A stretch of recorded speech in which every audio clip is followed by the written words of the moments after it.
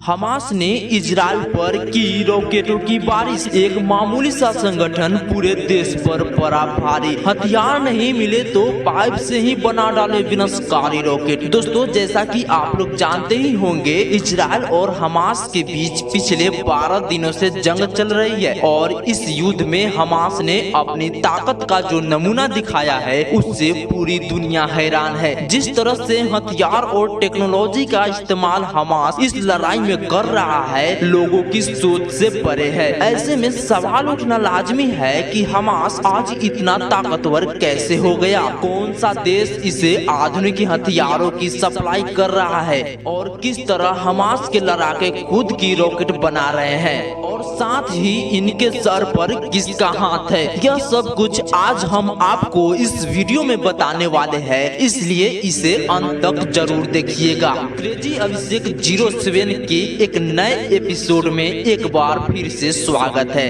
दोस्तों, युद्ध का परिणाम शांति नहीं बल्कि विनाश होता है और यह चीज हम इतिहास में एक दो बार नहीं बल्कि हजारों बार देख चुके हैं। लेकिन फिर भी इंसान धर्म, सत्ता और ताकत के लालच में युद्ध करने से बाज नहीं आता है। अभी दुनिया रशिया यूक्रेन वार से उभरी ही नहीं थी कि इजराइल और हमास के बीच जंग छिड़ गई। हमास जो इस लड़ाई में फिलिस्तीन का पक्ष रख रहा है, एक छोटा सा इस्लामिक संगठन है जिसे 35 साल पहले 1987 में बनाया गया था। मुख्य रूप से देखा जाए तो यह लड़ाई जेरूसलम को लेकर चल रही है, जो यहूदियों, मुसलमान और ईसाइयों तीनों ही धर्म के लिए पवित्र जगह है और किसी भी धर्म के लोग इस जगह को छोड़ने के लिए तैयार नहीं है। फिर भी जेरूसलम को लेकर चल रहे विवाद का इतिहास बहुत ज्यादा पुराना है, इसलिए हम इसकी गहराई में नहीं जाएंगे। फिलहाल जो हालात हमारे सामने है वह यह है कि हमास और इजराइल के बीच पिछले 12 दिनों से जंग चल रही है, जिसमें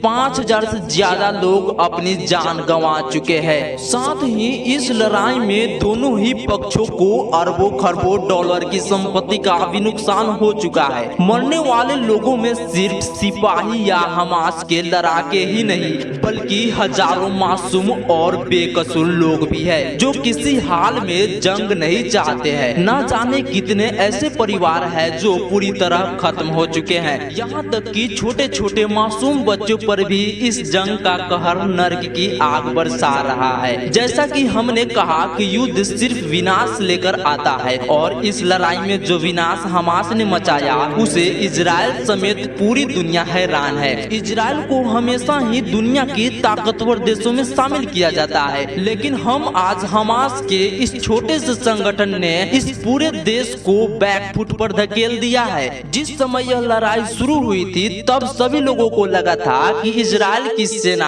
हमास को चुटकियों में निपटा देगी, लेकिन आज 12 दिन बीत जाने पर भी यह लड़ाई इसी तरह जारी है। हमास न सिर्फ इजराइल के हर हमले का जवाब दे रहा है बल्कि इस जंग में पूरी तरह डटकर मुकाबला भी कर रहा है। ऐसे में बहुत से लोग अब यह मान रहे हैं कि इजराइल ने हमास को हल्के में लेकर बहुत बड़ी भूल कर दी है। मायने में अगर देखें तो इजराइल को हमास की ताकत का अंदाजा इस लड़ाई के पहले दिन ही हो जाना चाहिए था, क्योंकि हमास ने शुरुआत में ही इजराइल पर एक साथ 5000 रॉकेट अटैक किए थे। इससे साफ पता चलता है कि हमास के पास खतरनाक हथियारों की कमी नहीं है। अब इस पर इजराइल का ऐसा कहना है कि हमास के पास जो रॉकेट है उसमें लेटेस्ट टेक्नोलॉजी का इस्तेमाल किया गया है। ये साफ है कि हमास को हथियारों की सप्लाई ईरान कर रहा है, लेकिन हमास आज सिर्फ ईरान के भरोसे पर ही नहीं बैठा है बल्कि वह अपने लिए खुद भी हथियार बना रहा है और वह भी पाइप से।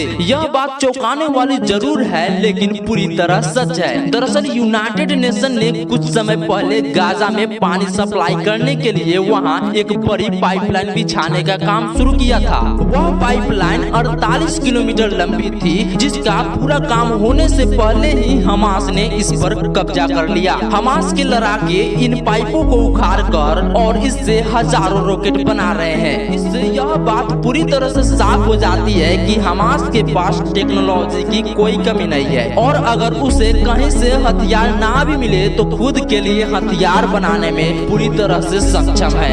आप यह जानकर हैरान रह जाएंगे कि हमास के पास 10 किलोमीटर से लेकर 250 किलोमीटर तक की रेंज वाले रॉकेट मौजूद है और ये सारे हथियार उसके लड़ाकों ने अपने आसपास मौजूद सामान को इकट्ठा करके खुद बनाए हैं। इंटरनेट पर वीडियो तो आपने जरूर देखी होगी जिसमें हमास के आतंकी पैराशूट के जरिए इजराइल में उतरते और हमला करते हुए नजर आ रहे हैं। आपको बता दे कि ऐसा कर पाना बहुत ज्यादा मुश्किल और हिम्मत का काम माना जाता है। इससे पता चलता है कि हमास के पास अपने मुजाहिदों को ट्रेनिंग देने की पूरी फैसिलिटी है और यह लड़ाके ट्रेंड फौज से किसी भी तरह कम नहीं है, बल्कि देखा जाए तो यह उनसे कहीं ज्यादा खतरनाक है क्योंकि इन्हें मौत का कोई डर नहीं है और यह इस जंग में मरने के लिए ही शामिल हुए हैं। इस युद्ध के शुरू होने पर पता चला कि हमास के पास ग्रेनेड जोन्स, एंटी टैंक और एनपीआर क्राफ्ट मिसाइल जैसे आधुनिक हथियार की कोई कमी नहीं है। यही वजह है कि हमास जैसा छोटा संगठन इजराइल जैसे ताकतवर देश के सामने झुकने को तैयार नहीं है। साथ ही 1000 के लोगों को भी भरोसा दिला रहा है कि वह युद्ध के डर से अपनी जगह ना छोड़े क्योंकि हमास के अनुसार उस लड़ाई में जीत उन्हीं की होने वाली है। वैसे इजराइल और हमास के बीच होने वाली यह पहली जंग नहीं है, बल्कि इससे पहले भी इनके बीच कई बार युद्ध छिड़ चुका है। इस बार हमास इतना मजबूत तरीके से इस लड़ाई में उतरा है उतना पहले कभी नजर नहीं आया। साल 1990 के दौरान जब हमास के पास सिर्फ 10,000 लड़ाके थे और सूत्रों के अनुसार यह संख्या अब 40,000 के ऊपर पहुंच चुकी है। इतना ही नहीं, कुछ रिपोर्ट्स तो यह भी क्लेम करती है कि असल में यह नंबर 40,000 से काफी ज्यादा बड़ा है। हमास के ये आतंकी इतने माहिर और ट्रेंड है कि उन्हें हथियार चलाने से लेकर हथियार बनाने तक की नॉलेज है। साथ ही इस लड़ाई में लेटेस्ट टेक्नोलॉजी का भी पूरा इस्तेमाल कर रहे हैं। आपको बता दें कि जिस समय यह लड़ाई शुरू हुई तब इजराइल में घुसपैठ करते समय हमास ने सबसे पहले बॉर्डर पर लगे सेंसर को नष्ट किया था जिससे कि कम्युनिकेशन बाधित किया जा सके और उनका ऐसा करना हमास के लिए काफी हद तक फायदेमंद साबित हुआ है। जाहिर होता है कि हमास अब सिर्फ जोश ही नहीं बल्कि होश में रहकर अपने दिमाग का इस्तेमाल करते हुए बहुत ही टेक्निकली इस लड़ाई को लड़ रहा है। लेकिन हमास आज इतना सब कुछ खुद कैसे कर सकता है? बिना किसी की मदद से यह सब कर पाना किसी भी हाल में मुमकिन नहीं है। ऐसे में जाहिर सी बात है कि इसके सर पर किसी का हाथ तो जरूर है। इस बात पर इजराइल का आरोप है कि हमास को इतना ताकतवर बनाने में ईरान और लेबनान का बहुत बड़ा हाथ है। सूत्रों की माने तो हमास को हथियार सप्लाई करने, इनके लड़ाकों को ट्रेनिंग देने और हथियार बनाने तक के प्रशिक्षण का जिम्मेदारी इन्हीं दोनों देशों ने उठाई है।